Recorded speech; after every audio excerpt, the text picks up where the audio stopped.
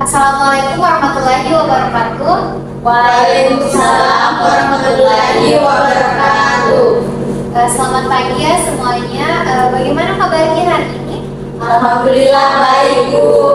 Alhamdulillah. Sebelum kita memulai kegiatan, mari kita berdoa terlebih dahulu ya. Berdoa dimulai. Berdoa selesai. Oke, Ibu ucapkan selamat datang semuanya. Terima kasih sudah hadir di sesi konseling kelompok ini. Jadi nama saya Ibu Putri dan saya akan menjadi konselor kalian. Sebelum kita mulai nih, Ibu ingin kita semua memperkenalkan diri dan menyebutkan apa yang kalian harapkan dari sesi ini. Nah, mari kita mulai dari sebelah kiri Ibu. Baik Ibu, perkenalkan nama saya Arifah. Saya dalam sesi ini saya bisa lebih memahami cara mengatasi prokrastinasi. Oke, silakan kamu. Baik, Ibu, perkenalkan nama saya Ica. Di mana saya kesini karena saya ingin belajar bagaimana cara efektif agar tidak menunda mengerjakan tugas sekolah. Ya, kamu. Ya, baik Bu, perkenalkan nama saya Salsabila, Ibu dan teman-teman bisa berbisa saja. Di situ saya berharap saya bisa mendapatkan dukungan dalam mengatasi prokrastinasi ini. Oke, terima kasih atas perkenalan yang sudah kalian tadi lakukan. Nah, berikutnya itu Ibu akan menjelaskan langkah-langkah kegiatan yang akan kita lakukan hari ini. Kita akan membahas tugas dan tanggung jawab masing-masing dalam kelompok ini. Nah, peran saya sebagai konselor adalah membantu kalian menemukan solusi untuk masalah yang sedang kalian alami. Dan tugas kalian nantinya itu adalah terbuka dan jujur dalam berbicara serta bersedia mencoba solusi yang kita temukan bersama. Apakah kalian siap? Siap, Ibu. Siap Bu, begini Bu. Tetapi apakah nanti konseling ini tuh akan bersifat rahasia Bu? Apakah ini tidak akan disebar luaskan, Bu? Jadi jangan khawatir ya, insya Allah Ibu akan menjaga rahasia kalian karena di dalam beberapa kode etik konseling salah satunya itu adalah asas kerahasiaan. Jadi jangan ragu untuk mengemukakan masalah kalian tanpa perlu takut untuk diketahui oleh orang lain. Baik Bu, baik Bu. Oke, baik. Jadi tujuan kita hari ini itu adalah untuk membantu kalian mengatasi masalah menunda mengerjakan tugas sekolah atau prokrastinasi. Kita akan menggunakan pendekatan RMIT atau Rational Emotive Behavior Therapy. Apakah kalian sudah tahu apa itu pendekatan RMIT? Betul. Nah, jadi Rational Emotive Behavior Therapy ini atau biasa disebut RMIT adalah pendekatan yang bersifat direktif yang bertujuan untuk mengajar kembali konseli agar memahami pikiran kognitif yang menjadi gangguan atau penyebab emosionalnya. Nah, pendekatan ini itu berusaha untuk mengubah pikiran konseli sehingga mereka lebih memprioritaskan untuk menyelesaikan tugas dengan sempurna.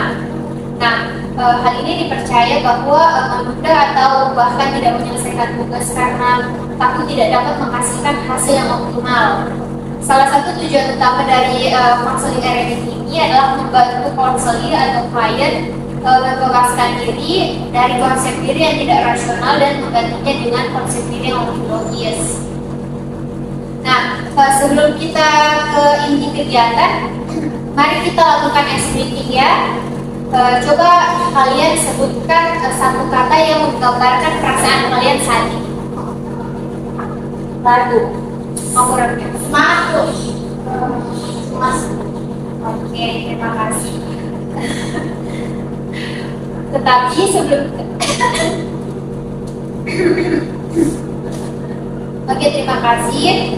Tetapi sebelum kita melangkah lebih jauh pada sesi ini, Ibu ingin bertanya nih, apakah kalian setuju sesi konseling ini berjalan selama 40 menit?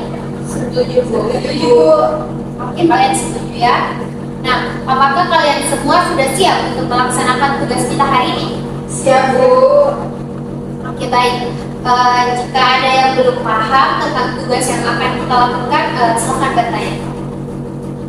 Oke, silakan.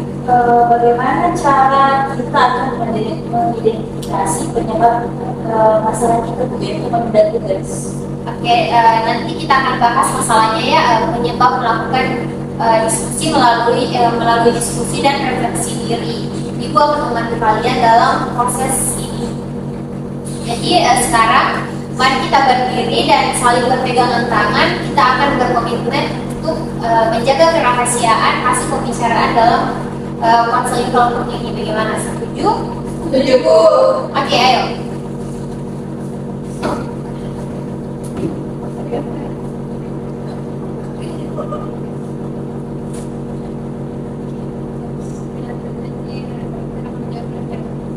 Satu, dua, tiga.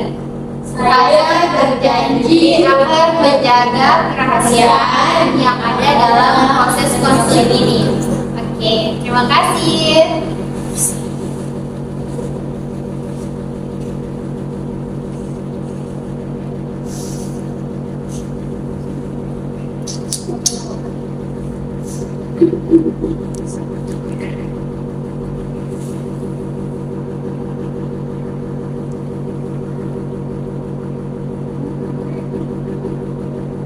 Oke, baik, mari kita masuk ke tahap inti ya. Nah, menunda mengerjakan tugas sekolah ini dapat berdampak negatif pada prestasi belajar kalian. Sekarang Ibu minta nih kalian satu persatu untuk menceritakan masalah yang kalian hadapi terkait prokrastinasi. Baik Bu, kalau dari saya itu saya sering sudah. Baik Bu, kalau dari saya itu saya sering menunda mengerjakan pekerjaan rumah karena saya merasa pekerjaan rumah tersebut terlalu sulit dan saya tidak yakin akan bisa menyelesaikannya. Kalau saya Bu, karena saya suka main game, jadi saya sering menghabiskan waktu untuk main game. Jadi saya lebih tertarik main game daripada mengerjakan tugas sekolah. Oke, kalau kamu cantik. Kalau saya, Bu, saya itu sering menunda mengerjakan tugas karena tugasnya sudah terlalu banyak, jadi saya tidak ada semangat untuk mengerjakannya. Oke, nah Ibu mau bertanya lagi nih, apa yang kalian harapkan atau inginkan atas masalah yang kalian alami ini? Kalau dari saya Bu, saya ingin bisa menyelesaikan pekerjaan rumah dengan tepat waktu tanpa merasa cemas. Kalau kamu? Kalau saya pastinya Bu ingin supaya saya lebih bisa mengatur jadwal bermain dan belajar agar lebih seimbang. Oke, terus kamu? Saya bersama saya juga ingin bisa membuat jadwal tugas bagaimana yang harus diprioritaskan terlebih dahulu. Oke, nah sebelumnya itu usaha apa sih yang selama ini kalian lakukan untuk mengatasi masalah prokrastinasi tersebut? Kalau dari saya Bu, selama ini saya sudah mencoba membuat jadwal belajar, tapi saya sering tidak mengikuti jadwal tersebut. Oke. Kalau dari saya Bu, saya sudah mencoba untuk belajar dari awal, tapi tetap saja saya terdistract untuk bermain game. Oke. Kalau saya, Bu, saya sudah pernah mencoba membuat daftar tugas yang harus saya kerjakan, tapi saya sering merasa kewalahan karena terlalu banyak tugas yang belum. Ibu mengerti ya, penundaan memang bisa menjadi masalah besar, terutama ketika kita merasa kewalahan.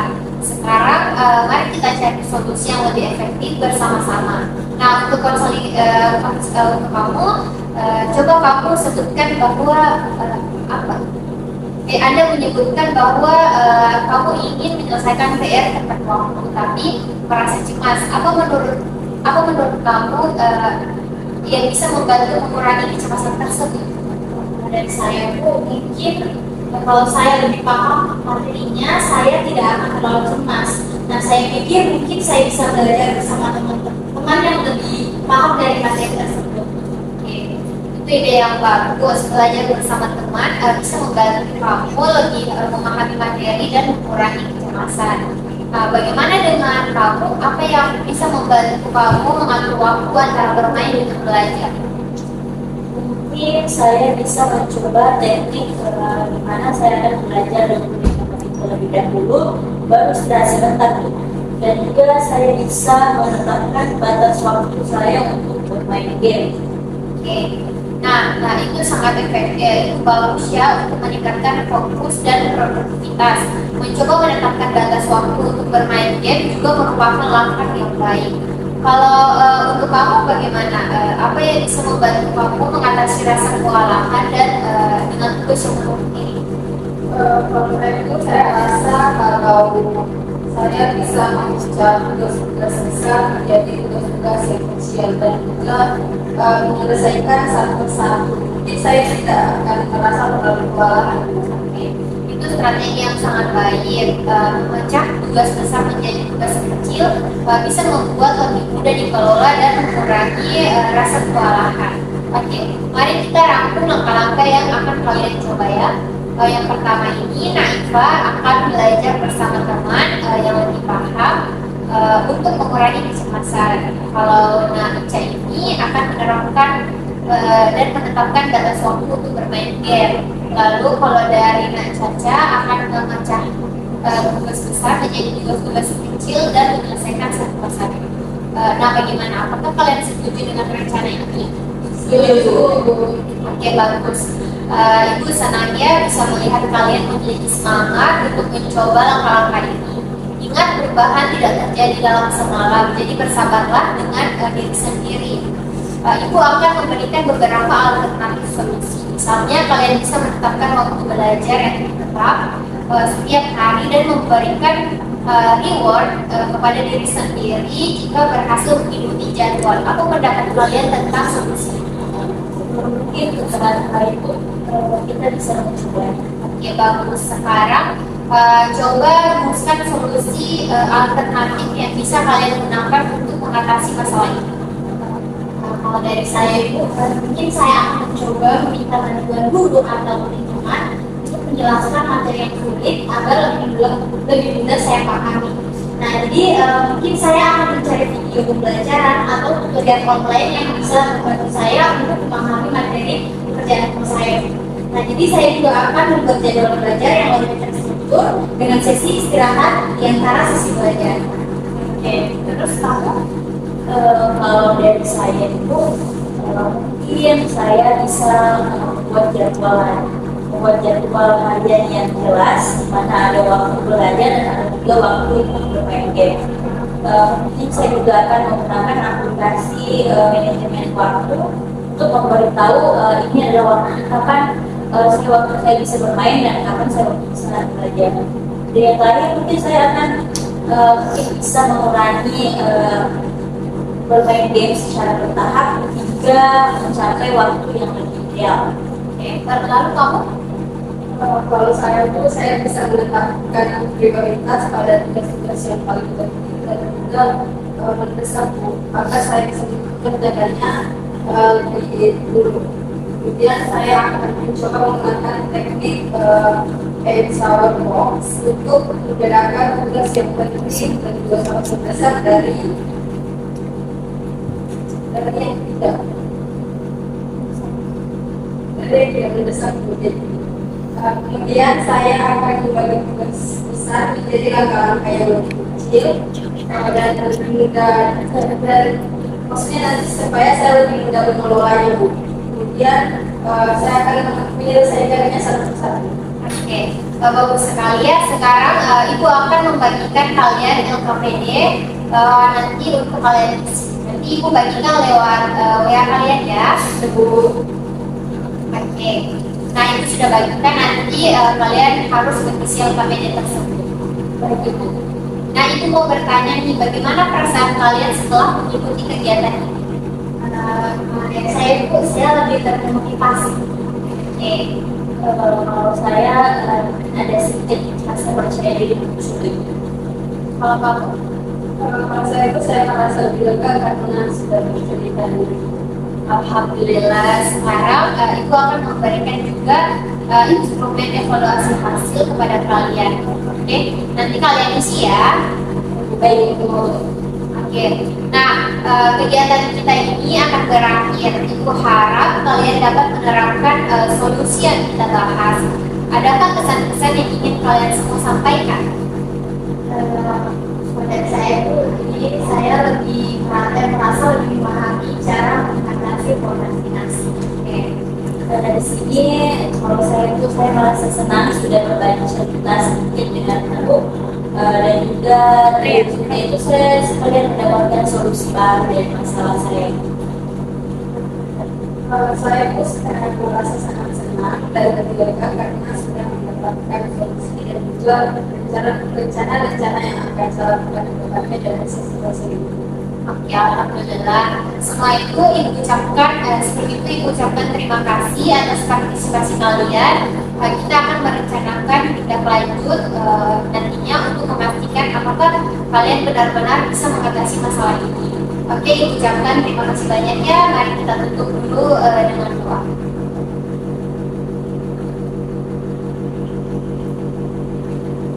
Terima kasih ya.